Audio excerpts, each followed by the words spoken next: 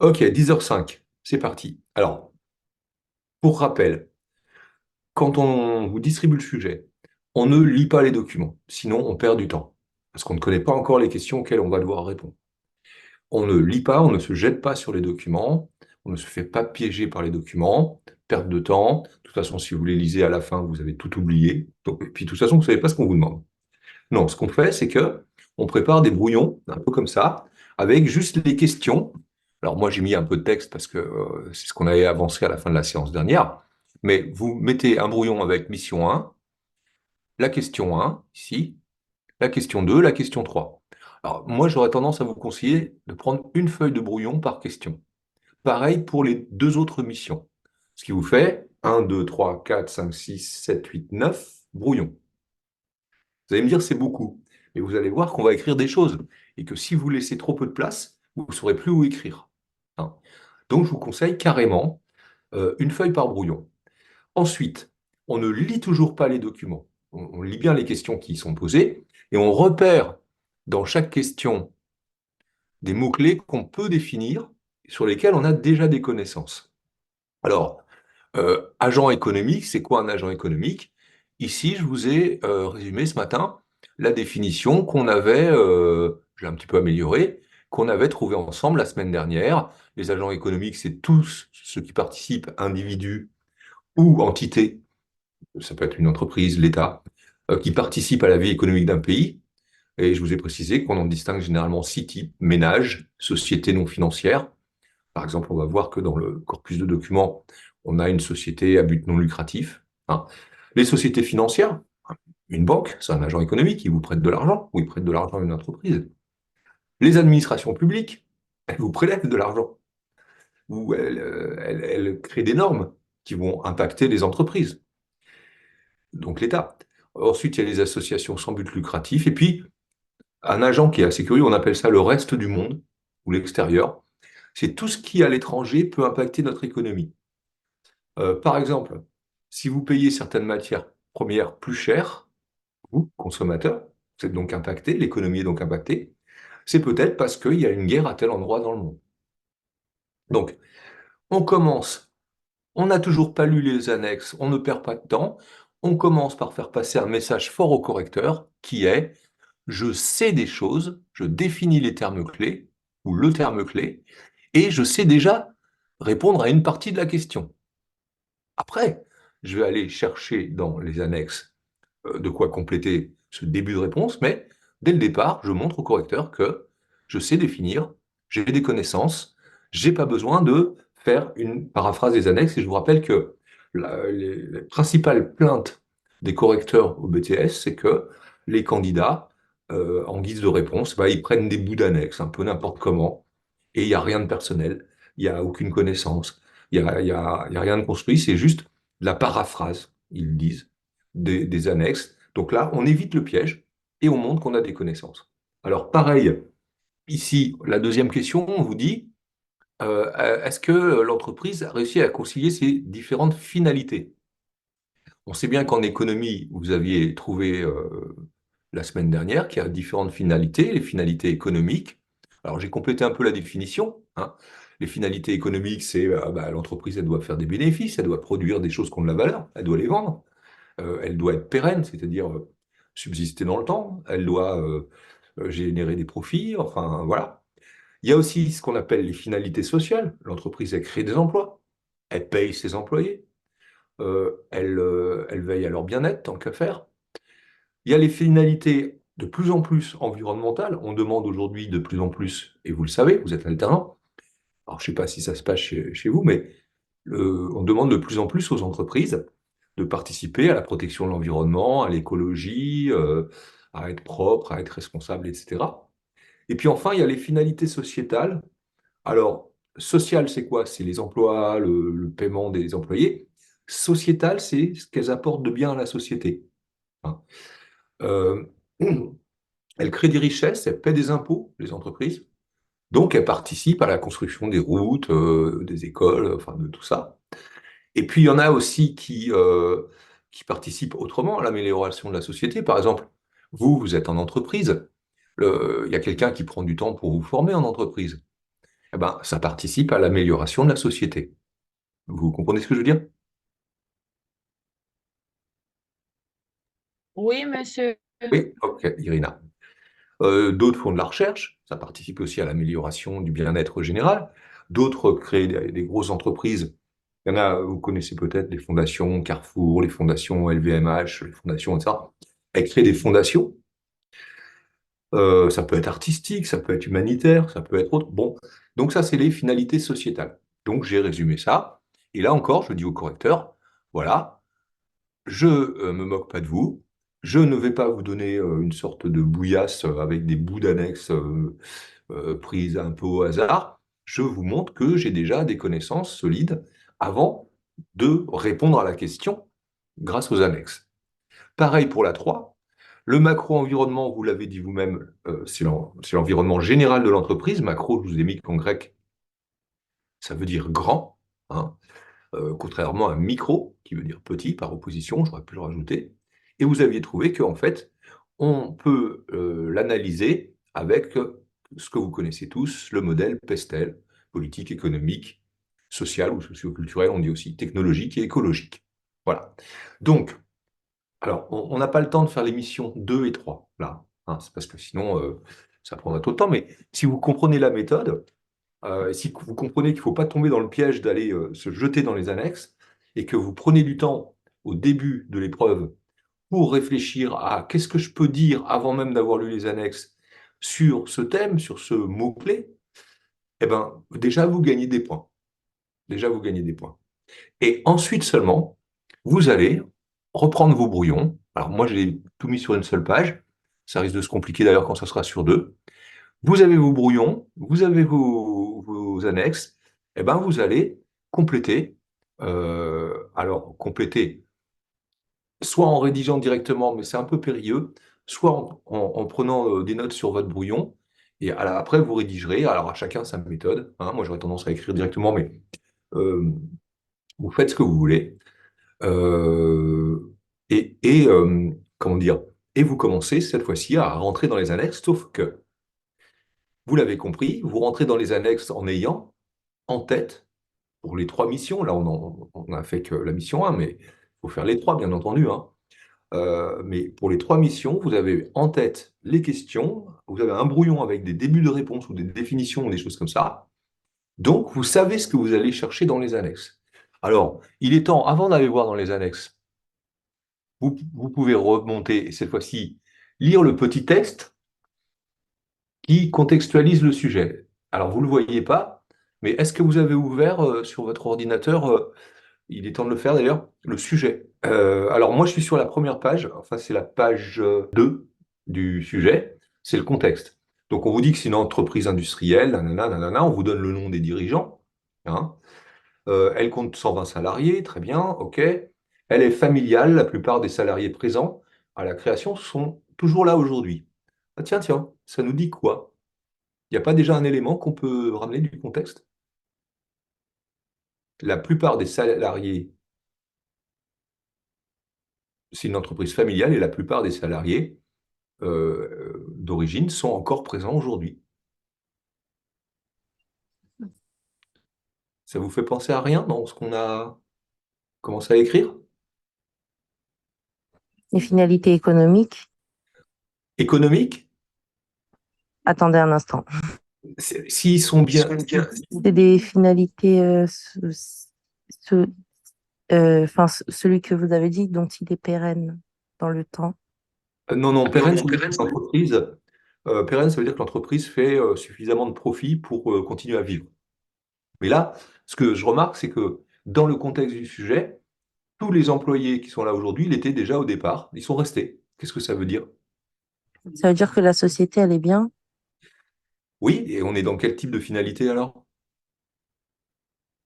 sociale. Oui, absolument.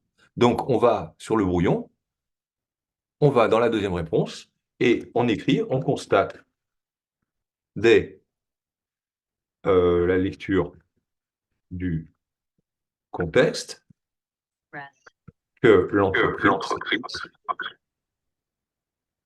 assure une finalité sociale dans la mesure où c'est... vous connaissez le terme turnover? Oui, moi je connais. Où elle n'a pas de turnover. Turnover,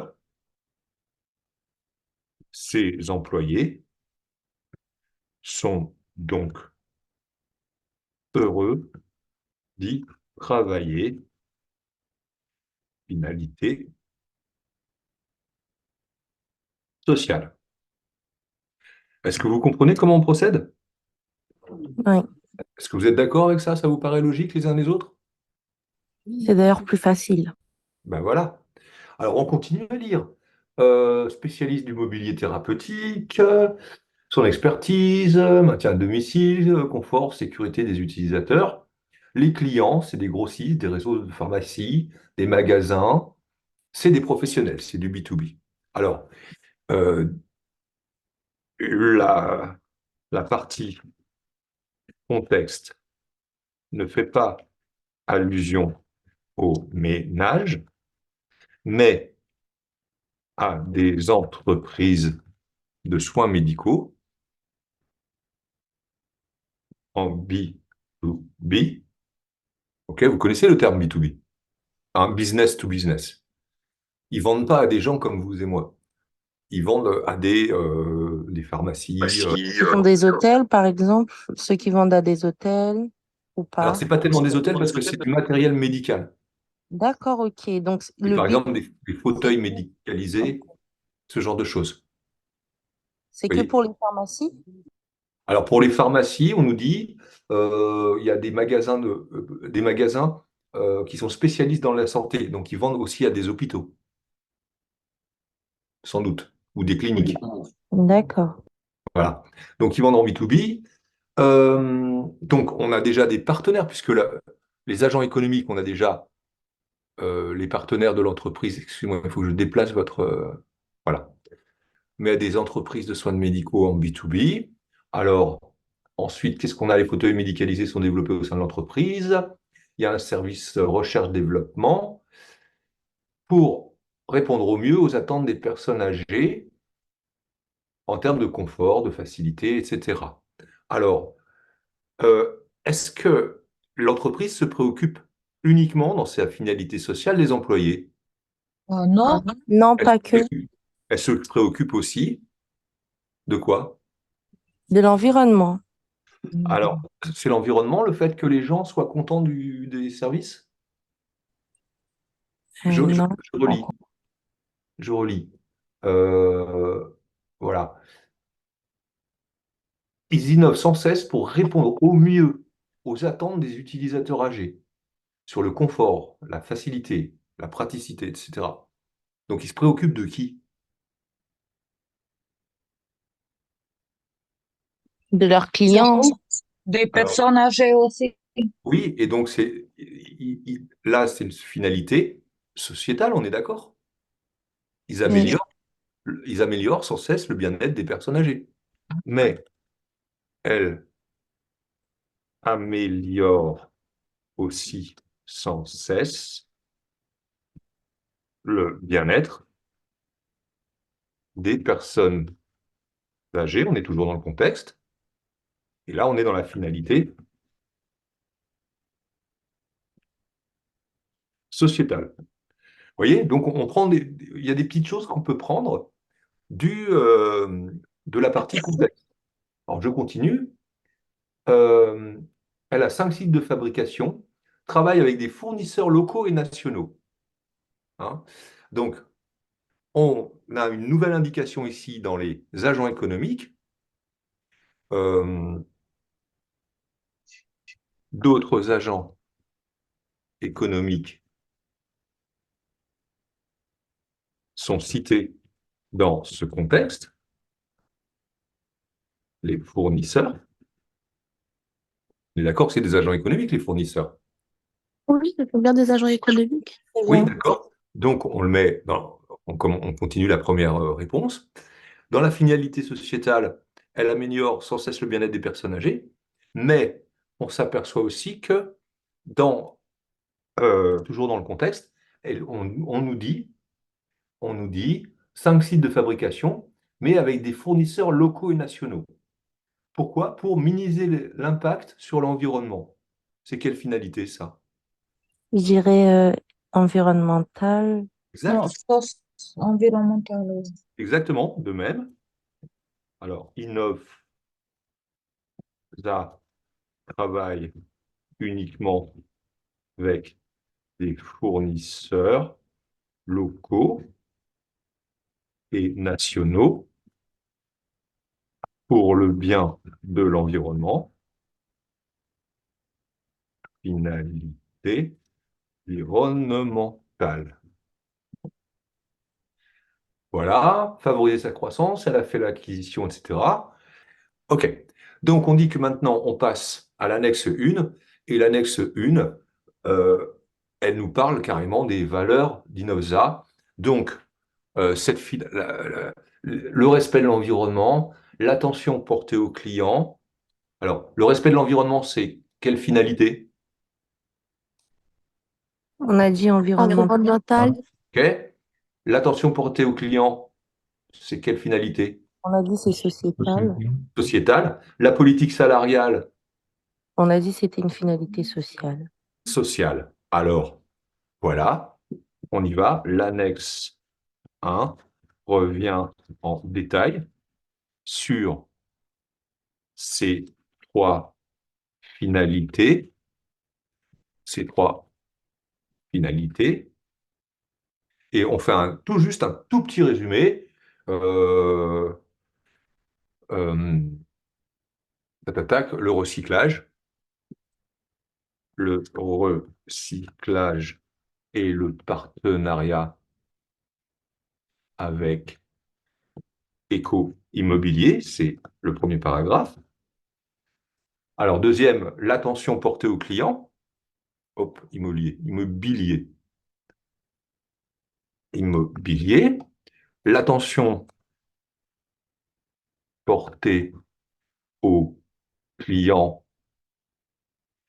euh, jusque dans l'esthétique des produits,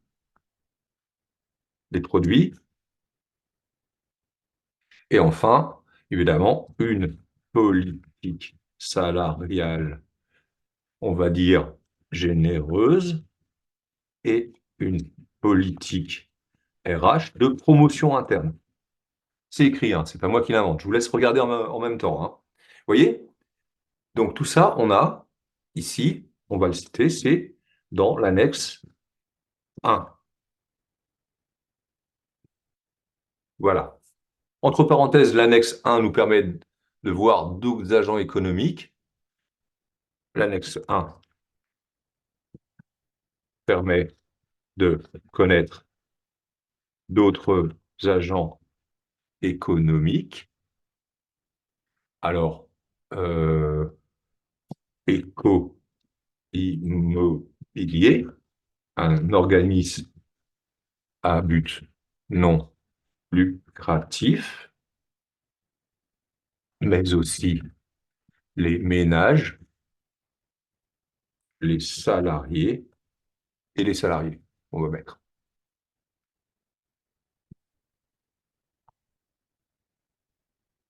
Voilà. Est-ce que vous comprenez comment je travaille?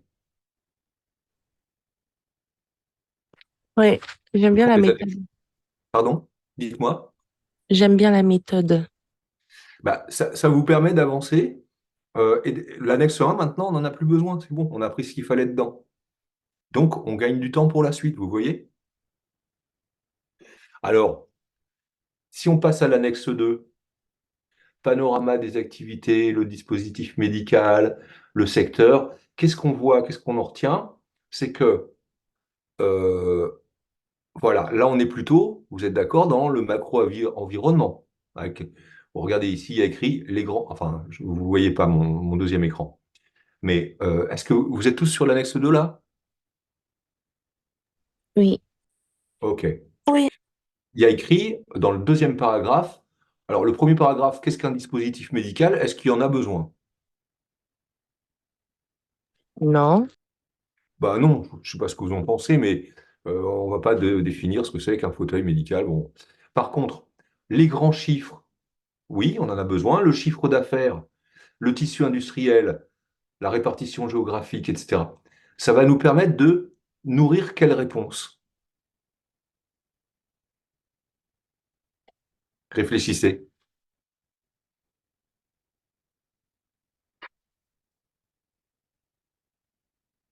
Si je vous donne des grands chiffres sur ce que ça représente un secteur économique, euh, les grands chiffres à l'exportation, le nombre d'entreprises dans le monde, les entreprises spécialisées, etc. Ça vous donne? Ça sera une analyse générale sur... Oui. Et donc, si c'est général, c'est quelle question?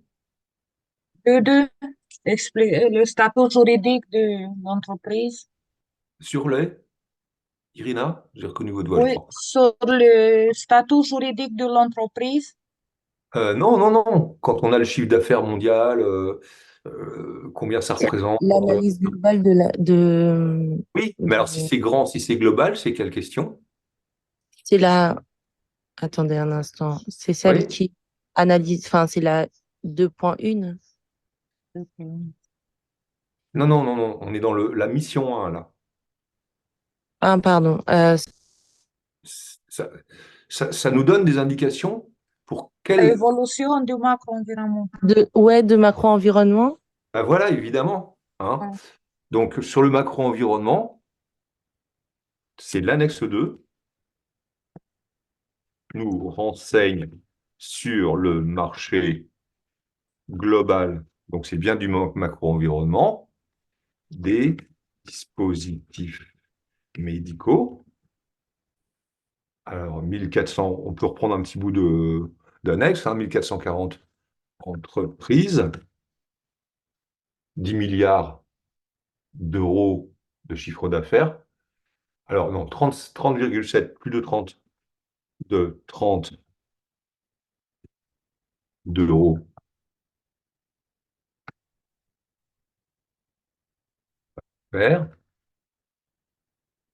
Euh, c'est un secteur que vous qualifieriez comment? Que vous décririez comment? 1440 entreprises.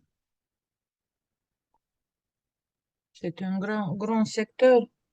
Oui, c'est donc un secteur important, mais, 1440 entreprises. Vous pensez que c'est facile tous les jours pour innover ça? Non. Non? Pourquoi? Voilà. Donc on est dans l'annexe 2. Voilà, c'est un secteur important, mais très concurrentiel. Après, on ne va pas rentrer dans le détail des chiffres, mais on peut juste se dire que innove. Ça se heurte d'ailleurs à une concurrence nationale, c'est le dernier paragraphe, mais aussi internationale. Voilà. Et là, on a fait quelle partie du pestel économique? Voilà. Voilà. Donc, on pourrait même le signaler. Alors, une concurrence internationale, partie économique du pestel. Voilà. Entre parenthèses, il y a une partie qu'on a complètement oubliée, c'est que la partie environnementale du pestel, regardez, si vous retournez s'il vous plaît à l'annexe 1, les uns les autres. Ouais, et le début, on l'a oublié quand on l'a passé tout à l'heure, mais il nous permet d'ajouter un élément du pestel. Euh, Environnemental. Évidemment, bien sûr. L'annexe 1 nous montre également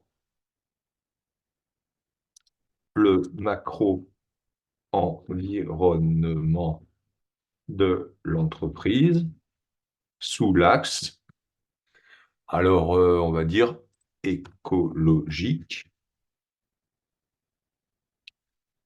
Le deuxième E, alors on va l'appeler comme ça, E, du pestel.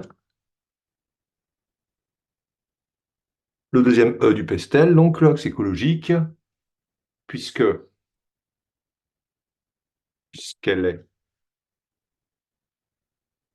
elle est, comme beaucoup d'autres entreprises,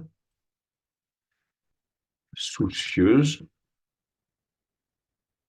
de respecter l'environnement. Alors, soit c'est par conviction, je ne sais pas, non, je ne sais pas, conviction, ou pour son image. Voilà, hop, je peux broder un petit peu. Voilà. Est-ce que vous constatez que vous voyez toujours mon partage d'écran? Vous pouvez me le confirmer? Oui, monsieur. Ok. Est-ce que vous voyez que les questions commencent à être un peu remplies? Alors, ensuite, on a quoi? On a les normes de qualité. Ah, les normes de qualité. Ah non, j'ai oublié. Je suis, alors, pour que tout le monde suive, je suis dans le sujet, page 8. Et on voit qu'il y a un élément sur la croissance du marché. Ça commence par quoi, la page 8? Croissance du marché. Voilà, de combien elle est la croissance du marché? Attendez, hop. 4, Oui. la croissance annuelle est de plus 4,3%. Ok, donc on a un marché en croissance. Dans quelle réponse on peut mettre cette donnée? Euh, La bon, croissance du marché, est-ce que la croissance du marché, c'est un agent économique? Oh, oui. oui, aussi. Non, la croissance du marché, c'est un chiffre. Ah, Oui, c'est vrai, ça. du coup, moi, je me le mettrais dans sociétal. Ah bon, la croissance du marché, Non, vous croyez que Attends. c'est pour faire du bien à la société? non économique, monsieur. Eh oui, Ben ben non. oui, mais dans quelle partie? Bien Que- sûr, mais dans Quelle? quelle réponse? Dans quelle réponse? La croissance globale du marché. Bah, c'est la finalité, non? Et c'est pas une finalité, c'est pas un objectif, la croissance du marché. Dans l'évolution du macro-environnement, monsieur. Bien entendu, bien sûr, oui. Hein. Euh, hop, c'est dans la question 3. Dans le macro-environnement, on avait mis l'annexe 2 nous dit 1440 entreprises, plus de 30 milliards d'euros de chiffre d'affaires, et on va rajouter, et un marché en croissance de 4,3% cette année. Voilà. Donc là, on a un autre élément à mettre dans le macro-environnement. Hein. Alors ensuite, quand on voit les normes de qualité dans le secteur médical, qui impose des normes de qualité? Oui, un instant, monsieur. Alors, C'est la communauté européenne, non? Oui, c'est donc, on peut mettre la communauté européenne aussi. Dans quelle réponse? toujours à la suite.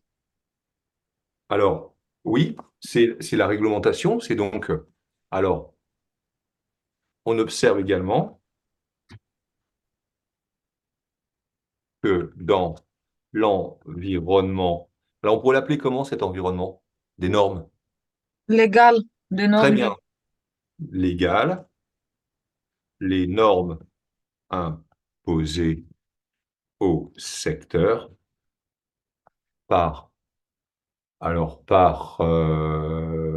communauté européenne, communauté européenne, sont importantes. Voilà. Donc, hop. Et du coup, la communauté européenne, on peut la citer aussi dans quelle question? Bah, c'est pas un acteur, un agent économique, la communauté européenne? Si, si, c'est un agent Oui. économique, pardon. Alors, on va mettre un petit tiret là pour voir. La communauté économie européenne, qui impose des normes. Voilà, toc. D'ailleurs, non, on verra ça après, sinon ça va être trop compliqué. Voilà. Donc, on continue. Recherche du développement, percée du numérique, c'est un secteur en pleine modernisation. Bon, Là, on va peut-être avancer un peu. On passe à l'annexe 3. Des données clés sur les personnes âgées. Est-ce qu'on va mettre tout ça? Est-ce que vous croyez que tout ça, c'est pertinent de donner d'éléments, de citer plein d'éléments pour répondre? Je vais poser ma question autrement. Est-ce que vous pensez que... Est-ce que vous pouvez aller, s'il vous plaît, page 9? Vous y êtes? Oui. Est-ce que vous pensez qu'on va dire dans les réponses, c'est pertinent de parler des personnes âgées? Enfin, on peut en parler, mais est-ce que vous pensez que c'est pertinent de dire tout ça sur les personnes âgées? Non, pas Non. forcément, mais Oui, on peut, enfin, on peut parler d'eux, mais oui, allez-y. euh, en On peut englobant. parler. Enfin, je sais pas comment vous dire ça. Enfin, Alors, je faire vous un propose, petit résumé. voilà, très bien, faire un petit résumé. En gros, les personnes âgées, qu'est-ce qu'ils nous disent ce document? Ils nous disent que les personnes âgées vieillissent dans des bonnes conditions d'autonomie. Euh, Oui, Seuls 8% des 60 ans et 20% des personnes de plus de 85 ans sont dépendants. L'âge moyen de perte d'autonomie est de 83 ans, mais après ça, voilà, on peut mettre entre parenthèses. Ensuite, on nous dit on compte 1,2 million de bénéfices de la, de l'allocation personnalisée à l'autonomie, là, oui, dont 60% à domicile et 40% en établissement. exactement. 4,3 millions de personnes aident régulièrement un de leurs aînés, parmi elles OK. 2,28. Voilà, Alors, donc pardonnez-moi de vous interrompre, mais est-ce qu'on va dire tout ça? non, justement, ouais, il faudrait qu'on fasse un tri, je Oui. pense. Et alors, le tri, qu'est-ce qui vous permet de le faire? Bah, regardez, c'est le tableau. On a le pro 75, en bas. l'évolution des 75 ans et plus entre 2030 et 2070. Qu'est-ce que vous observez? Entre 2030 et 2070, Oui. c'est Pour en les... baisse, là. Ah, je suis pas Et- d'accord. Non, il a Attendez, une évolution. Bien, Regardez, je... en 2030, Ouais. il y on est à aura 12, 5 12,5% de personnes plus de 75 ans. et à En 2060. 2070, elles seront 17,8%. Ça veut dire, c'est quelle idée déjà? Ah, c'est l'évolution, ils ont évolué. Euh, Il y a une amélioration. On Alors, commence. c'est que les personnes âgées représentent, en France, une partie de plus en plus importante de la population. Vous êtes d'accord? Oui. Oui, Ça peut nous donner des indications pour quelle réponse ça? pour le sociétal. Non, même pas, même pas. Si, Pour si, le si. sociétal, Pour le sociétal, oui, oui. Oui, oui. oui, pour le sociétal. Et pourquoi sociétal? Parce que les personnes âgées, c'est une partie de la société. Oui, mais Et c'est environnemental, non? Enfin, je sais en pas. créant des appareils de plus en plus modernes, comme on l'a lu plus haut, la société contribue à l'amélioration de la vie de ces personnes. Vous êtes d'accord? Oui, Et donc, elle contribue à l'amélioration d'une partie de la société, les personnes âgées, qui est de plus en plus nombreuse. Non? Vous n'êtes pas si. convaincu? Oui, oui. Oui. Alors, l'annexe 3 nous confirme qu'en améliorant sans cesse le confort des personnes âgées, et on va dire au passage de plus en plus nombreuses en pourcentage de la population, l'entreprise contribue à sa façon à l'amélioration des conditions de vie dans la... Est-ce que vous êtes d'accord que ça fait partie de la finalité sociétale? Oui. OK. Alors, euh, ensuite, qu'est-ce qu'on peut retenir aussi? Que les personnes âgées, ben, il y en a de plus en plus, ça on l'a dit. Que la dépense, alors là, on est dans quelle réponse? L'État dépense de l'argent pour les personnes âgées. Ça veut dire que ça crée un environnement favorable ou défavorable pour la société? Défavorable? Comment dire? Mettez-vous du point de vue de l'entreprise. Ouais, oui. Point de vue de l'entreprise. Vous fabriquez quelque chose. l'État finance l'achat de ce quelque chose. Ça vous est favorable ou pas? Bien sûr Oui, que ça oui. nous est favorable. Ah, ne parlez pas tous en même temps parce que j'ai pas réussi à entendre la réponse là.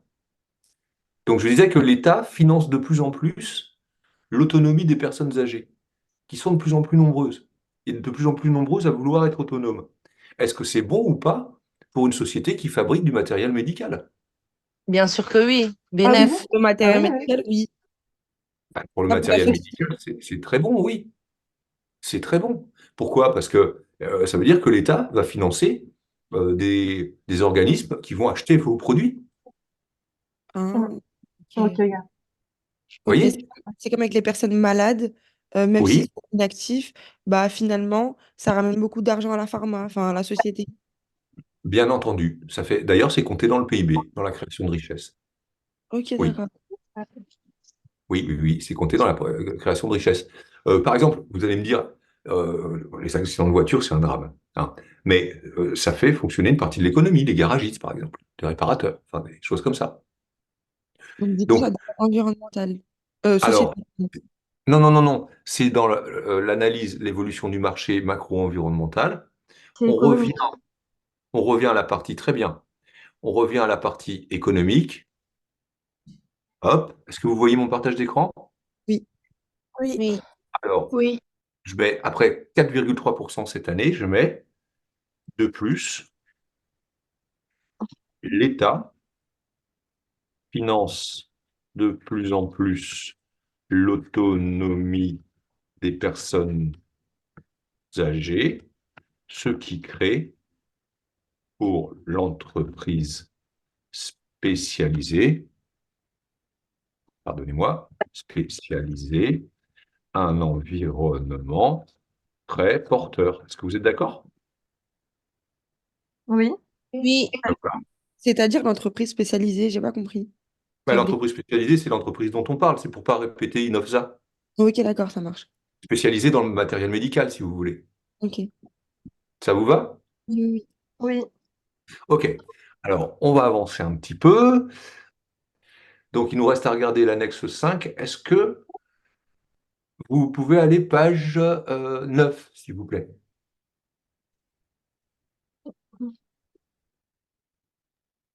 Alors, dites-moi, alors, à vous de jouer.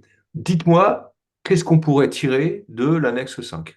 Euh, L'année 5, c'est page 10, monsieur. Loi relative Ah, à l'adoption de la société au oui, c'est vieillissement. celle-là. Oui. Elle vient confirmer quelque chose, l'annexe 5. Dans la première phrase.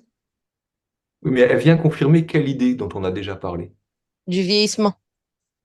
Elle vient confirmer l'idée du vieillissement, mais aussi, La finalité Cons- Construire une sociale. société où chacun puisse bien vieillir. oui, donc on a une finalité, Sociale. non, Non. non, parce qu'on a Sociétale. dit, Toujours. oui, oui, oui, Sociétale. la finalité sociétale. Société économique. Alors aussi, on va en parler sur les deux réponses. Ouais. La finalité sociétale est également mentionnée. Mais en fait, moi, je me mélange entre sociétal et social. Alors, sociale, c'est pour les employés. Sociétale, c'est pour tout le reste de la société. Facile. Ok. Il y en a juste trois, non? On est d'accord? Pardon? Il y a uniquement trois finalités par. Il y en a quatre en réalité. Quatre. Ah oui, Euh, quatre. économique, sociale, Sociale. environnementale et Mhm. sociétale. Ok, ça marche. OK? Merci. Merci. Alors, bah de rien. Euh, donc, je disais, voilà, la finalité sociétale est également mentionnée dans l'annexe 5, qui montre que la politique et les lois votées vont dans le sens d'une aide accrue à l'autonomie des personnes âgées. Toc. Voilà. Avec l'aide à domicile, etc., etc. Pour, voilà. Voilà. Est-ce que vous êtes d'accord qu'on a utilisé toutes les annexes? Oui. Oui. D'accord. Est-ce que vous êtes... Bon, alors, on en a plus utilisé certaines que d'autres, je suis d'accord. On a peut-être oublié des choses. Regardez du côté des acteurs. On n'a pas oublié des acteurs? On a un peu perdu de vue la question 1, non? Ouais, un peu, on s'est éloigné un peu vite fait. Oui, oui, oui, oui, oui. On s'est concentré surtout sur la 2 et la 3. Donc, on va essayer de réparer ça. On avait dit, il y a qui? Il y a des entreprises en B2B, les fournisseurs, les agents éco-immobiliers, un organisme, les ménages, les salariés, la communauté européenne, il n'y en a pas d'autres? Les administrations publiques, Les administrations publiques. Les syndicats. Ah oui, mais sauf que là, on n'en a pas Ouais, vu passer ça, c'est dans le vrai. corpus. Pardon. Vous avez raison, ce sont des agents économiques. Mais les administrations publiques, qu'est-ce qu'elles font parce que finalement, il faut répondre à la question, le rôle respectif. Hein. ouais. Euh, Alors, les les- administrations publiques comme les impôts, c'est les impôts? oui, mais là, dans le cas échéant, dans Ouais. notre cas qu'on étudie, elles font quoi les administrations publiques? On vient de le lire. Hein. Ils collectent des fonds. Voilà. Oui, oui, oui. Elles- Ils collectent des fonds à travers bah, du coup, mais les impôts et les taxes prélevées sur les revenus des entreprises et des non, ménages. mais je vous parle de leur rôle respectif par rapport à la société. Bah, ils redistribuent. Bon, ils régulent, voilà, Ils, exactement. Ils ils Ils vont régulent, faire de redistribuent. la ils redistribution des collectent des revenus. fonds. Mais Moi, oui, mais je vous demande pas en général ce que font les administrations publiques là. Je vous demande ce qu'ils font spécifiquement dans notre étude de cas. Ok. Euh, d'accord. On vient d'en parler, hein. C'est pas une question piège du tout, du tout. Bah, ils font en sorte que les personnes âgées soient, Vieillir. soient bien au Oui, mais quotidien. concrètement, ils font comment? Bah, ils Ils améliorent financent. le quotidien. Ben, ils financent, Bah Voilà. oui. hop, ils financent des politiques favorables à l'autonomie des personnes âgées. On vient de voir. Donc, on est bien avec un agent économique qui a un rôle qui est plutôt positif pour l'entreprise, non? Oui. OK. Alors, est-ce qu'on en a oublié Excuse-moi, d'autres? j'ai Alors, juste, si... Oui. excuse-moi, j'ai une question par rapport à qui finance des politiques favorables. Mais politique, en fait, ça veut dire quoi exactement, le mot politique? Alors, politique, le mot politique, il vient de politis, la cité en grec, et c'est tout ce qui est fait, tout ce qui concerne la vie de la cité, la vie du pays, si vous voulez, pour faire large, parce que la cité se confondait avec le pays en Grèce antique. Et en gros, tout ce qui est organisation de la vie publique, c'est de la politique. Par exemple, quand on dit une politique favorable à l'alternance, c'est par exemple donner une aide à toute entreprise qui va embaucher un alternant. En fait, c'est tous les aides et les lois qui ont été mises en place pour nous, c'est ça? Oui, alors ça peut être aussi des politiques qui sont restrictives. Mettre en place une loi qui interdit ceci ou cela. C'est une politique, par exemple, de répression de la violence, par exemple. Je ne sais pas. Vous voyez? Ok. Oui. Merci. Une politique favorable à l'autonomie des personnes âgées, c'est... Excusez-moi, j'ai une bronchite comme Chanaise. Euh, une politique favorable à l'autonomie des personnes âgées, c'est par exemple donner de l'argent. L'État va redistribuer de l'argent, puisqu'il a une fonction de redistribution aussi, où là, il prélève des impôts, mais pour redistribuer, Mhm. du moins en théorie. L'État redistribue de l'argent pour favoriser l'autonomie des personnes âgées. Alors, j'ai oublié de dire ce que c'est. L'autonomie des personnes âgées, c'est le fait qu'elles puissent vivre le plus longtemps possible toutes seules à la maison et pas aller dans un hôpital. Ça Monsieur? suppose, ça suppose quoi? Attendez, je vous répondrai après. Pour que les personnes âgées puissent rester le plus longtemps possible autonomes. Ça suppose quoi? Ça suppose que plus ils vont rester autonomes, plus bah, du coup, ils vont se prendre, enfin, pas se prendre en main, mais ils n'auront pas besoin d'être assistés. Eh ben non, pas du tout. C'est pas ça. Euh, C'est l'inverse. alors, peut-être vous connaissez, oui, vous Ouais, connaissez c'est peut-être tellement de l'inverse. personnes âgées, mais des personnes âgées vieillissent De plus en plus, c'est tant mieux parce qu'elles sont mieux soignées. Donc, on dit que l'espérance de vie augmente. Mais qu'est-ce qui se passe quand on arrive à 90, 95 ans? En fait, on a besoin d'aide à domicile et Et du coup, il y a des gens. exactement, on n'est plus autonome. Et pour être autonome, il faut qu'il y ait, par exemple, quelqu'un qui vous amène vos courses. Pour être autonome, pour être autonome à la maison, il faut, par exemple, ma maman a ça, par exemple. Elle a eu des graves problèmes de santé. Elle a un lit médicalisé avec une télécommande, vous voyez, Et quand ça elle coûte veut. moins cher. Et ça coûte moins cher que. Et puis c'est mieux, elle est à la maison. Ouais, mais ça coûte cher quand même. Donc, du Mais coup, est-ce voilà, qu'elle par rapport travaille à l'argent. pas? Alors, il y a un débat.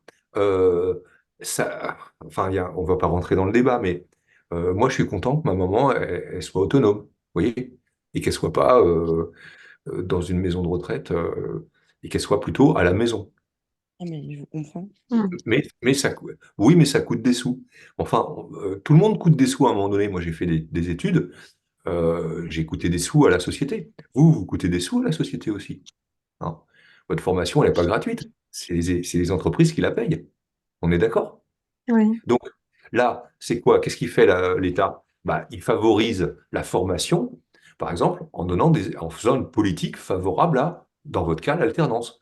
Mais on voit dans les documents également qui finance aussi une politique favorable à l'autonomie des personnes âgées, mais qui coûte de l'argent, je suis d'accord avec vous. Oui, Mais mais à un à moment des quelles fins, donné, monsieur? comment? À des quelles fins? Ah bah, à des fins humaines, tout simplement.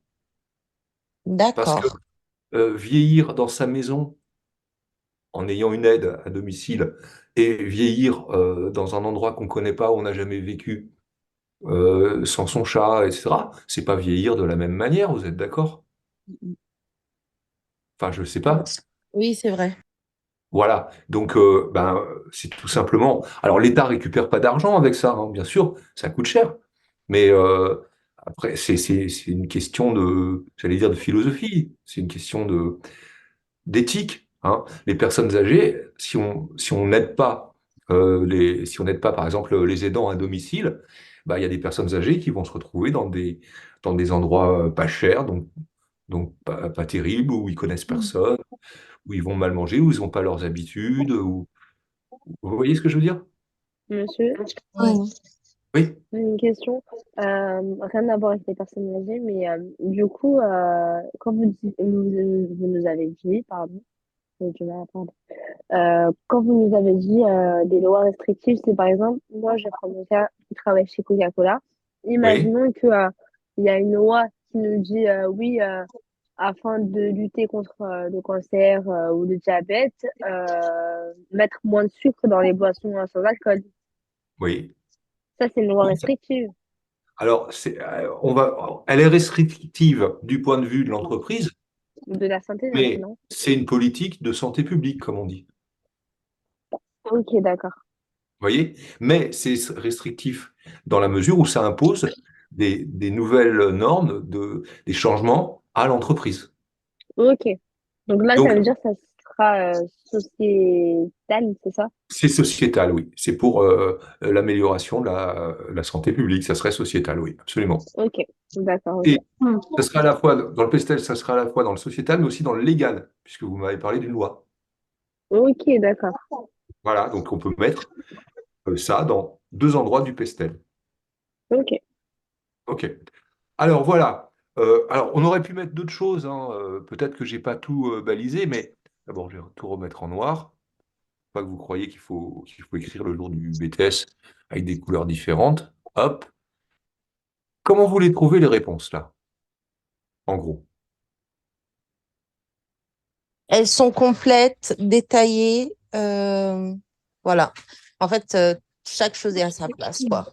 Et OK. structuré. Moi, oui, c'est structuré, mais moi je vois un défaut, en Ça fait particulier des dans blocs un ça peu. fait. Exactement, ça fait des blocs. Donc, on va tout simplement, là on est dans la partie rédaction, on va reprendre son brouillon, mais on va essayer de structurer un peu plus. Alors, la partie contexte, hop, on va mettre, voilà, les entreprises de soins médicaux en B2B, et on va aller à la ligne. Et regardez, est-ce qu'on a parlé du rôle respectif? Oui. Enfin, Oui, à un moment, on l'a énoncé, ouais. Oui, ah, mais là, est-ce qu'on en parle de leur rôle des entreprises de soins médicaux? bah oui. Ah bon? Dites-moi quel est leur rôle? Bah, dès que vous dites, mais des entreprises sont, enfin, par exemple, qui financent des politiques, enfin, vous dites, par exemple, Non, non, elles ne financent pas les politiques, les entreprises de soins médicaux. non. Elles vont acheter des produits à Innove ça. Mm, mm. Non, elles vont acheter des Non, produits. là, on n'a pas mis. Donc là, on n'a pas mis d'accord qui vont acheter des produits médicalisés et donc contribuer au, au chiffre d'affaires d'Innove ça. Vous êtes d'accord? Oui. Donc, on a d'autres agents économiques, donc les fournisseurs. Quel est leur rôle aux fournisseurs? Du coup, de fournir le matériel. Oui, oui, qui, bah, fournissent évidemment les fournisseurs. Alors, je suis un peu bête Ah, parce que je... le besoin. Oui, qui répondent aux besoins. Voilà, merci. Je suis sauvé. Qui répondent aux besoins de la société en termes de matières premières ou de services. Ensuite, l'annexe 1 permet de connaître aussi d'autres agents économiques tels. Alors, éco-immobilier, vous vous souvenez quel était son rôle? Oui, c'est un but non lucratif. Alors, on va structurer un peu, mettre un point là. Excusez-moi, vous avez dit éco-immobilier, c'est ça? Pas compris. Oui, c'est l'organisme qui permet à Ah, ok. INOFSA de respecter l'environnement. Ok. Je ne sais plus dans quelle annexe on l'a vu passer, mais on en avait parlé. Alors, cette annexe cite également, alors, les ménages. Les ménages, en fait, qui sont en réalité les ménages pour l'entreprise Innovza? Est-ce que c'est des ménages comme vous et moi, j'allais dire? Est-ce que c'est tout le monde? Non, c'est les Je- personnes âgées, non? Non. Non, c'est qui? Les personnes, pardon, visées par les personnes âgées, concernées, pardon. C'est-à-dire, c'est-à-dire tous ceux qui sont entourés de personnes âgées ayant besoin de soins médicaux et les personnes âgées elles-mêmes, ce sont des ménages. Hein? OK? Oui, La communauté européenne qui impose des normes, les administrations publiques. Alors, dans les agents économiques, la communauté européenne, j'ai oublié dans quelle annexe elle est. Attendez.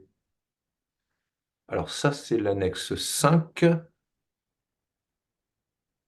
Annexe 5. Et la communauté européenne, elle était citée dans l'annexe annexe 2.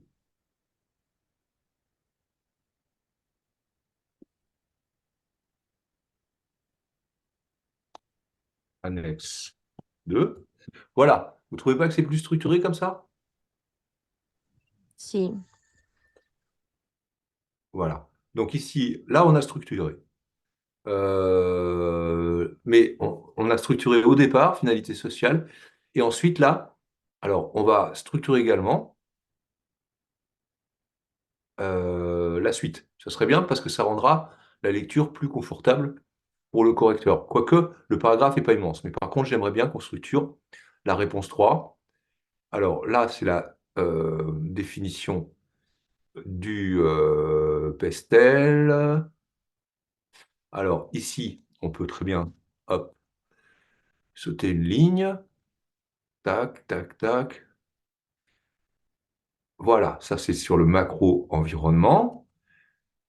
Ensuite, Monsieur, en début de cours, oui, est-ce que vous avez expliqué c'était quoi le macro-environnement et le pestel? ou non, parce qu'on l'avait fait la semaine dernière. Oui, très vaguement. Après, monsieur, vous Alors, me... le macro-environnement, c'est tout ce qui est l'environnement global. Macro veut dire grand en grec. C'est tout ce qui est l'extérieur de l'entreprise, en termes de société, tout ça. C'est-à-dire que tout ce que l'entreprise ne peut pas bouger, mais elle doit faire avec. Alors, généralement, le macro-environnement, on l'analyse avec quelque chose que j'ai dû apprendre en économie qui s'appelle le PESTEL. Le C'est PESTEL, pas c'est, en comme je gestion l'ai... des risques qu'on fait ça, monsieur? Pardon? C'est pas en gestion des risques qu'on fait ça? Désolée. Alors, je sais pas, je connais pas cette matière, la gestion des risques. Je connais pas le Ah, contenu. Mais le désolée. PESTEL, il peut être utilisé dans plein de domaines différents, hein. Un PESTEL, c'est ce qui permet d'analyser un environnement. Pourquoi? Parce qu'on observe d'abord l'environnement politique, hein. Est-ce qu'il y a des politiques favorables, défavorables, restrictives, d'aide, etc. Là, on voit que le politique est favorable. Est-ce que, ensuite, le E, c'est quel est l'environnement économique? Là, on a vu que c'était un environnement extrêmement concurrentiel. Ensuite, l'environnement sociétal ou socio-culturel, des fois on dit, c'est qu'est-ce qu'il y a comme évolution de la société qui peut influencer l'entreprise. Et là, on voit par exemple que c'est le vieillissement de la société. On l'a vu tout à l'heure, non? Le fait qu'il y ait de plus en plus de personnes âgées qui veulent rester en autonomie, hein. Donc ça, c'est l'environnement sociétal. L'environnement écologique, qui fait que, par exemple, les entreprises sont de plus en plus préoccupées par des questions écologiques, alors que, comment dirais-je, c'est pas leur but premier. Alors, j'en étais à écologique, et puis ensuite, c'est l'environnement légal. Là, on voit qu'il y a des lois en faveur de l'autonomie des personnes âgées. Mais il y a aussi des normes européennes que les entreprises doivent respecter. Donc tout ça, ça crée ce qu'on appelle un macro-environnement qui se mesure, qui s'analyse avec un outil qu'on appelle le PESTEL. Ça vous va? Je ne sais pas qui avait posé la question. Oui, c'est moi. Et du coup, en fait, c'est comme une sorte de d'analyse de marché ou un truc comme ça, non? Oui, mais en plus large, c'est-à-dire qu'on n'analyse pas que le marché, on analyse ce qui se passe dans la société, voir si c'est porteur ou pas. On analyse l'État, les lois, etc. On analyse le marché sur le plan économique aussi. On analyse l'environnement. Par exemple, aujourd'hui, on ne pourrait pas mettre en place une usine dans une ville. Ça serait interdit parce que c'est polluant, parce que voilà. Donc mais ça, alors qu'au 19e siècle, il y avait des usines partout à Paris. C'était beaucoup plus pollué qu'aujourd'hui. Vous Si j'ai bien voyez? compris, Estelle, c'est une méthode pour analyser tout ça. Oui, oui. Et du coup, excusez-moi, Non, le non. macro-environnement, du coup, c'est pareil. Alors, l'environnement, c'est le deuxième E de Pestel. Ok, d'accord. Voilà. Faites une recherche sur l'analyse Pestel, hein, Shaima. Il faut que vous connaissiez ça en BTS. Ok, ça marche, merci. Après, en bac plus 3, 4, 5, ça, c'est qu'un outil, hein, on l'utilise comme ça. Mais en BTS, faut être capable de le définir. C'est ce qui permet d'analyser. C'est un outil qui permet d'analyser l'environnement macro, le macro-environnement d'une entreprise. Voilà. Ok. Constance. Oui, alors je voulais juste savoir, pour le micro-environnement, c'est le pestel? Non, pardon, Ah non, excusez-moi. non, non, non, non, non, Non, non. non, je voulais dire c'est le SWOT. Désolée. Oui, voilà. SWOT, C'est ça. ok. Mais comment on appelle SWOT en français? J'ai oublié. En français? Oui? C'est En- faiblesse, force, Ah oui, c'est F, les opportunités, les menaces, les faiblesses et les forces. faiblesse et les Les forces. faiblesses et les forces, c'est l'entreprise, et les opportunités et les menaces, c'est l'extérieur. C'est Extérieur, l'anglais, ok. c'est strength. Strength, c'est les forces. Weaknesses, les faiblesses. O, c'est opportunities. Et T, c'est threatened, les C'est ça, menaces. ouais. Ok, merci beaucoup. Threats. Mais écoutez, bon, J'espère que ça vous a aidé, cette séance. Oui, c'était très clair, monsieur. Merci J'espère que beaucoup. ça va vous aider Bon, ouais. à booster. J'espère surtout que ça va Merci. vous aider à booster votre note au BTS. Franchement, si Ouais. vous appliquez cette méthode, avec un petit peu de concentration, vous ne pouvez pas rater la moyenne. Vous pouvez que gagner des points.